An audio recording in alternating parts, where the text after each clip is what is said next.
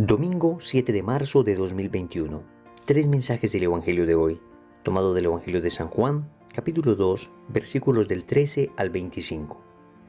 Se acercaba la Pascua de los judíos y Jesús subió a Jerusalén y encontró en el templo a los vendedores de bueyes, ovejas y palomas, y a los cambistas sentados, y haciendo un azote de cordeles, los echó a todos del templo, ovejas y bueyes, y a los cambistas les esparció las monedas y les volcó las mesas, y a los que vendían palomas les dijo: «Quiten esto de aquí, no conviertan en un mercado la casa de mi Padre».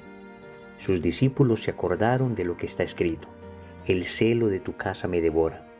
Entonces intervinieron los judíos y le preguntaron: «¿Qué signos nos muestras para obrar así?». Jesús contestó: «Destruyan este templo y en 3 días lo levantaré». Los judíos replicaron: 46 años ha costado construir este templo, ¿y tú lo vas a levantar en 3 días? Pero él hablaba del templo de su cuerpo. Y cuando resucitó de entre los muertos, los discípulos se acordaron de lo que había dicho y creyeron a la Escritura y a la palabra que había dicho Jesús. Mientras estaba en Jerusalén por las fiestas de Pascua, muchos creyeron en su nombre viendo los signos que hacía. Pero Jesús no se confiaba a ellos, porque los conocía a todos y no necesitaba el testimonio de nadie sobre un hombre, porque él sabía lo que hay dentro de cada hombre.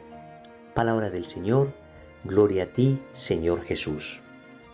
Un evangelio que nos deja bastante sorprendidos. Jesús, el más misericordioso de todos, es más, la misericordia misma encarnada. Jesús, el más compasivo. Jesús, el que nos enseñó a perdonar.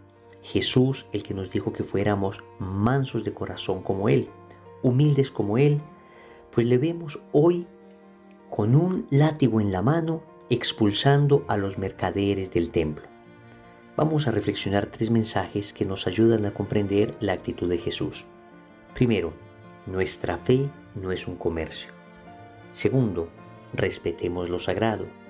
Tercero, nuestro cuerpo es templo del Espíritu Santo. Vamos con el primer punto. Nuestra fe no es un comercio. En la fiesta de Pascua, muchas personas llegaban desde países distantes a Jerusalén a ofrecer el culto, el sacrificio. Por supuesto, esto implicaba que personas que tenían monedas extranjeras necesitaban hacer cambio de sus monedas para comprar los animalitos que se iban a sacrificar. Digamos que en principio esto no era malo, toda vez que si se tenía un recto espíritu, si se tenía una buena intención, pues lo que trataba de hacerse era rendir culto a Dios. Pero en el momento en que Jesús está haciendo esto, expulsando a los mercaderes del templo, esta práctica se había degenerado a tal punto que la fe se había convertido en un comercio. A estas personas no les interesaba para nada el culto que se rendía, sino simplemente llenarse los bolsillos con el cambio de las monedas, con la venta de los animales para el sacrificio, en fin. Yo creo que aquí hay un primer elemento bien importante. Cuando falta la rectitud de intención, aún las obras que parecen de Dios terminan ofendiendo a Dios. Escúcheme esto. Cuando falta la rectitud de intención, aún obras que parecen para Dios, que parecen muy de Dios, terminan yéndose contra el mismo Dios y terminan hiriendo al mismo Dios. Es decir, terminamos pecando incluso con apariencia de bien. Porque lo importante de todo este tipo de obras se llama la rectitud de intención. Tener un corazón dirigido a Dios, querer hacer las cosas para la mayor gloria de Dios y el bien de las almas, no para nuestro beneficio personal, y menos cuando se utiliza como excusa las cosas de Dios para mi beneficio particular. Y tal vez nosotros no vendamos cosas espirituales o no estemos metidos pues en la iglesia y tratando pues como de beneficiarnos económicamente de las cuestiones de la fe, pero puede haber un sentido en la relación que nosotros tenemos con Dios que huela a comercio, que sea como un sentido transaccional, y aquí debemos cuidarnos mucho. Las veces que nosotros oramos a Dios y después como que le pasamos factura por nuestra oración, hacemos una obra de caridad y después le decimos a Dios: mira que yo hice esta obra de caridad, mira que hice esta oración, mira que hice esta novena, mira que hice esta práctica religiosa, y como que le mostramos las facturas a Dios de lo que hemos hecho y después le decimos: a cambio, ¿qué me vas a dar? Pues estamos tomando nuestra fe como un comercio, como de manera transaccional, como que yo hago algo y Dios a cambio debe darme algo por eso que yo hago. Queridos hermanos, así no se entiende la fe. Nosotros no oramos de manera transaccional con Dios, sino que Dios para nosotros no es un proveedor, sino un Padre al que amamos. Y oramos no porque Dios nos vaya a dar algo, sino porque Él ya nos lo dio todo con su Hijo. No porque Él nos vaya a conceder esto o aquello, sino porque Él ya nos concedió todo. Nosotros oramos siempre en deuda con Dios. Nunca Dios queda en deuda con nosotros. Es cierto que le podemos pedir cosas, es cierto que podemos suplicarle por alguna necesidad, pero siempre diciéndole al Señor si es tu santa voluntad. Nunca diciéndole me lo debes dar porque yo estoy orando, me lo debes dar porque yo soy muy bueno. Cuidado con volver nuestra fe un comercio. Hay una primera enseñanza entonces acá y debemos purificar nuestro corazón. Y para esto, repito, después de cada oración, donde incluso pedimos cosas, debemos decirle al Señor, pero que se haga tu santa voluntad. Y si esto no me lo concede, Señor, te seguiré amando. Y te seguiré amando porque ya me lo has dado todo. Y de esto que me vas a conceder o no me vas a conceder, no depende mi amor por ti, porque mi amor por ti no es una transacción. Mi amor por ti, Señor, es la respuesta a haberme sentido amado por ti primero. Tú me has amado primero. Segundo, respetemos lo sagrado. El Señor se ve bastante enojado. Está bastante enojado porque Él quiere hacer respetar lo sagrado. En aquel templo moraba la presencia de Yahvé. En aquel templo se sacrificaba a Yahvé precisamente para rendirle culto. Pues el Señor está exigiendo respeto para lo sagrado. Y es apenas lógico. Nosotros humanamente exigimos respeto para aquellas cosas importantes, pero ¿cómo es que a lo más importante, a lo más sagrado, que es a nuestra relación con Dios, pues no le prestamos ningún tipo de respeto, de decoro, de reverencia? Recordemos cuando Moisés llegó al monte Horeb y el Señor le iba a dar las tablas de la ley. Quita las sandalias porque el lugar que pisas es santo. Hay una dimensión de la fe que no se nos puede olvidar y es la dimensión del respeto a lo sagrado.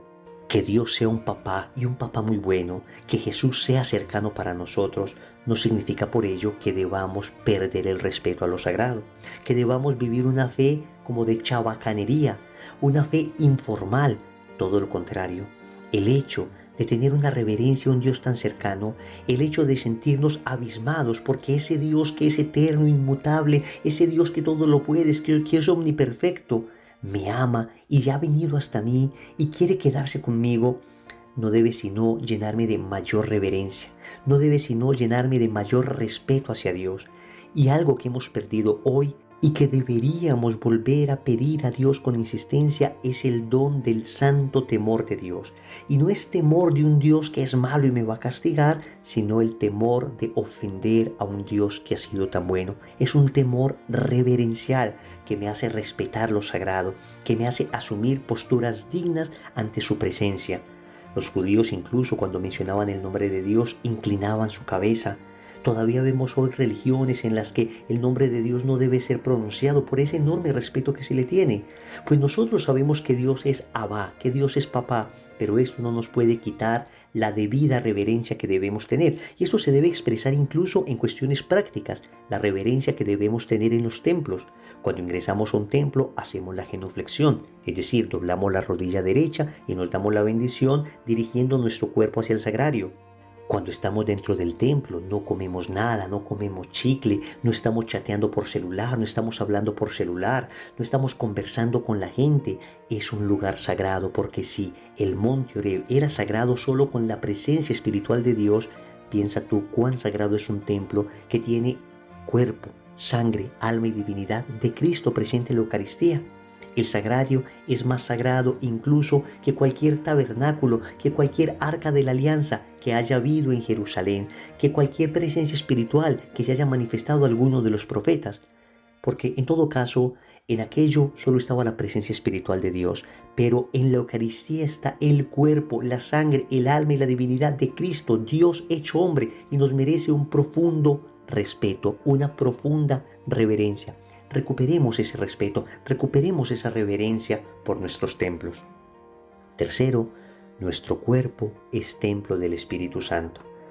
En la primera carta a los Corintios, en el capítulo 6, versículo 9, el apóstol San Pablo nos revela algo realmente bello, que Dios no solamente habita en templos construidos por manos de hombre, sino que Dios habita también en nosotros como en un templo.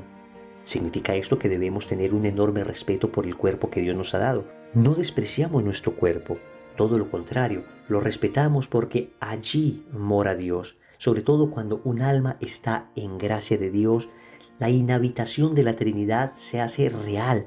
La Trinidad Santa habita en mí. Dios por la gracia habita en mí. Yo me convierto en el nuevo paraíso donde Dios habita. Y esto es un misterio bellísimo que me hace respetar mi cuerpo. Por eso cuido mi alma, pero también cuido mi cuerpo. Lo cuido tratando de que esté saludable. Lo cuido de todo tipo de vicios. Lo cuido de no tatuarlo. Lo cuido de no perforarlo innecesariamente. Es decir, lo cuido porque entiendo que este cuerpo que Dios me ha dado es templo de Él y por tanto debo respetarlo como tal. Y escúchame esto que te voy a decir. Tu cuerpo no puede ser la tumba de tu alma, sino el templo de tu Dios. Tu cuerpo no puede ser la tumba de tu alma, sino el templo de tu Dios. Con esto te quiero decir que no debes utilizar tu cuerpo, no debo utilizar mi cuerpo, no debemos utilizar nuestro cuerpo para el pecado y para matar la gracia en nuestra alma, sino para con él servir y dar culto a nuestro Dios. Recordemos entonces, primero, nuestra fe no es un comercio. Segundo, respetemos lo sagrado. Tercero, nuestro cuerpo es templo del Espíritu Santo. Compromiso. Un compromiso muy puntual es: a partir de hoy aprenderé a respetar los templos y guardaré la debida reverencia. En el nombre del Padre, y del Hijo, y del Espíritu Santo. Amén.